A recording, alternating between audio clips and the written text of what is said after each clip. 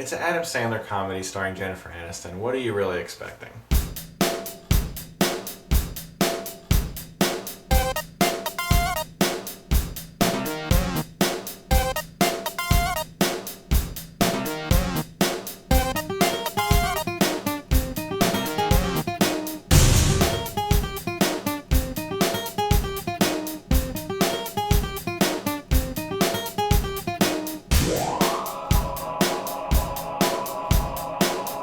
So Just Go With It is the kind of movie that as soon as you see the trailer, you're like, I know exactly how this is going to end. In fact, I was on a podcast with Grounded for Life 27, Blake Kennedy, and we actually had a complete discussion about this, and of course, we were correct about the outcome of the film. That's not really like saying anything special. You watch the trailer, you know what's going to happen. Adam Sandler meets a smoking hot babe played by Brooklyn Decker. He thinks he's the girl of his dreams, but whoops. She found his fake wedding ring that he wears to try to pick up chicks. So he has to create a fake wife, fake kids, fake family, fake vacation, take everyone onto this vacation to Hawaii and try to convince Brooklyn Decker that he is an awesome person and this is his real family and that he deserves her sympathy and that they will fall in love. But of course, he has to use Jennifer Aniston to try to get to Brooklyn Decker by pretending that Jennifer Aniston is his ex-wife. Of course you know that eventually Jennifer Aniston and him are going to start making eyes at each other, and that does happen in fact.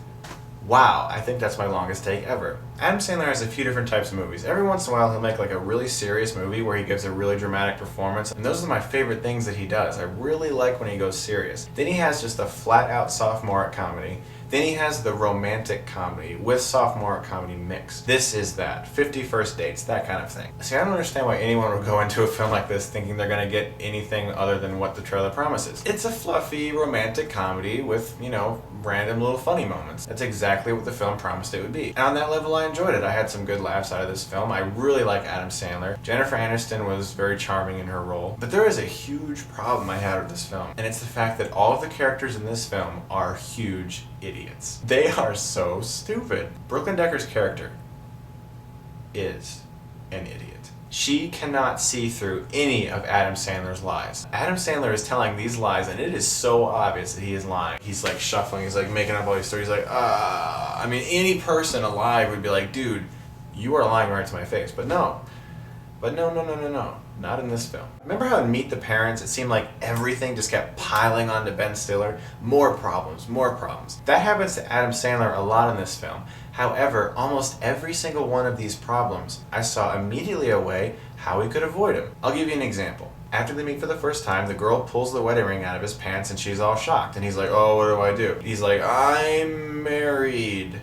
You could have said something, anything other than I'm married. You could have said I'm holding that ring for my best friend who's thinking about proposing or something. Just anything other than I'm married. Later in the film, when he's with Jennifer Aniston and Brooklyn Decker, trying to set on this facade that they're married, Jennifer Aniston gets a call from one of her actual kids and she's like, oh honey, this and that. And Brooklyn Decker's like, you have kids? And then Sandler's like, yeah, I got kids. He could have easily said, oh, my wife I'm divorcing has a kid with another man, that's why I'm divorcing her, yeah. These characters are idiots. This is the kind of film where the characters are not characters, they're just people there to propel the movie along. They add little possibilities for more random scenes of humor. And Nicole Kidman's in this movie, and she is just so annoying. I could not stand her character. I know her character was supposed to be annoying, but it was just, ugh.